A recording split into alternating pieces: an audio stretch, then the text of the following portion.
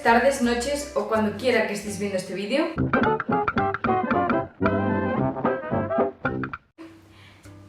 Hoy tengo un vídeo un poco friki, pero bueno, ya lo pone en el título, no sé por qué le estoy dando tantas vueltas. A ver si no se me traba la lengua porque con el calor es horroroso, no sé hablar, pero bueno. Básicamente os voy a explicar cómo hacía yo mis apuntes para bachillerato. Tener en cuenta que yo le dedicaba bastante tiempo porque me entretenía y era una forma de estudiar sin darme cuenta. No significa que tengáis que dedicarle este tiempo para tener unos apuntes normales y buenos para segundo. Entonces, tengo aquí mi libro que pesa 3,5 kilos y tiene 100 páginas. Y entonces os voy a enseñar un poco la diferencia entre asignaturas, cómo abordaba yo las diferentes asignaturas a la hora de hacer apuntes, dependiendo de la manera en la que se hacían los exámenes y cómo te las preguntaban. Lo primero sería historia, lo primero que voy a explicar, que bueno, es como digamos la peor asignatura yo creo que para estudiar. Y en Madrid al menos dividen puntos largos y puntos cortos.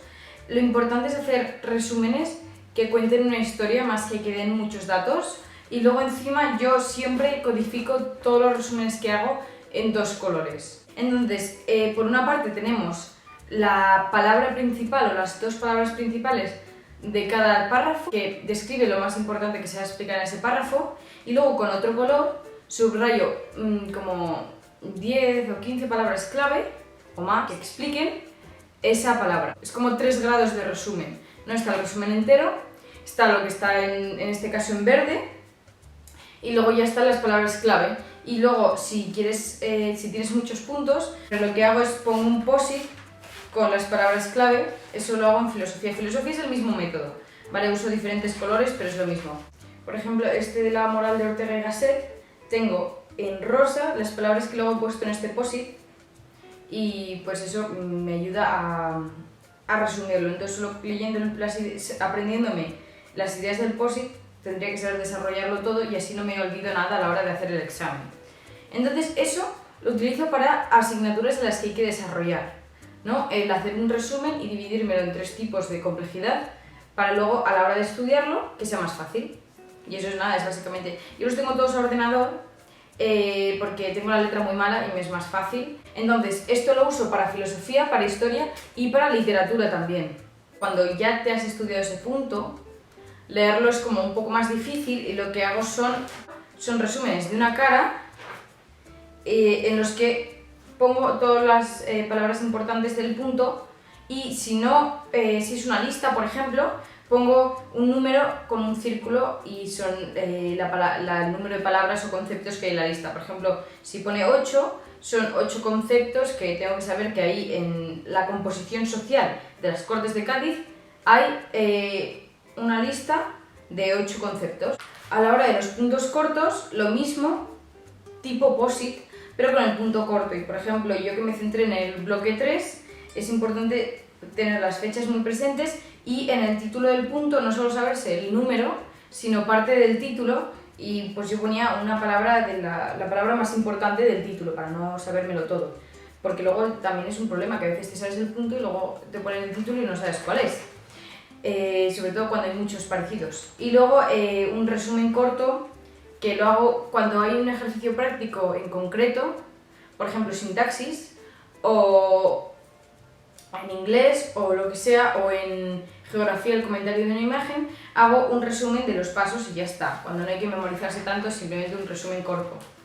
Y lo hago, por ejemplo, en lengua, todo lo que no es literatura me lo he estudiado así. Y esto serían un poco asignaturas en las que hay que aprender a desarrollar literalmente el texto que te has leído.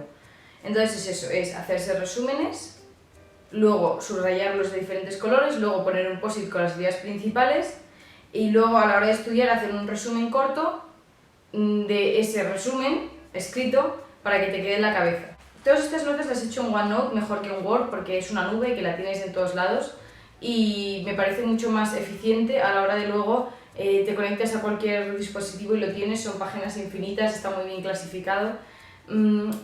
No sé, me parece mucho mejor como aplicación. Y luego, sobre todo, en la siguiente manera de hacer apuntes que os voy a enseñar, es esencial. La siguiente manera es la de economía, que en economía son más conceptos pequeños, son preguntas más cortas, de entender y de saber conceptos un poco más pequeños, no de desarrollarte un párrafo. Entonces yo me hacía esquemas, como estos que estáis viendo, me hacía esquemas en los que en cada cara había todo el tema, y entonces estos esquemas los hacía en OneNote, que es esta aplicación, y te deja hacer esquemas que si queréis un día me pongo a explicaros más en detalle cómo se hacen esquemas en OneNote, pero es muy fácil, tú vas haciendo cuadros de texto y vas haciendo recuadrando.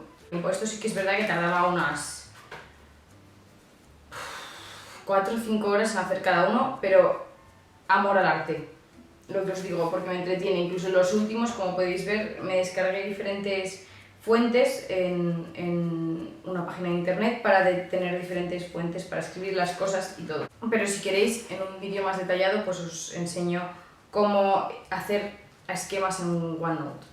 Luego, el último tipo de apuntes. Tenemos los apuntes en los que hay que desarrollar, los apuntes en los que hay que saber conceptos. Los esquemas también se podrían hacer para geografía, pero para geografía lo que hacía era comentar muchas imágenes, tenía unas tarjetas para saberme el vocabulario y nada, y me estudiaba los temas tal cual de las páginas porque sabértelo un poco por encima. Entonces no me molestaba ni hacer realmente resúmenes. Y luego están los ejercicios prácticos, porque aunque sean prácticos, matemáticas y los prácticos de economía, tienes que saber de la teoría. Entonces me apuntaba en unas páginas como estas todas las fórmulas de cada tipo de ejercicio que podía caer. Y en matemáticas pues me apuntaba lo importante de cada unidad, de las cosas que hay que memorizarse, más que practicar. Por ejemplo, en las funciones, cómo había que sacar la curvatura, los extremos y todo esto. Y nada, simplemente eso sería para matemáticas y para economía. Todo lo que son ejercicios prácticos en sí. Eso es un poco las 3 maneras de tomar apuntes dependiendo de la asignatura.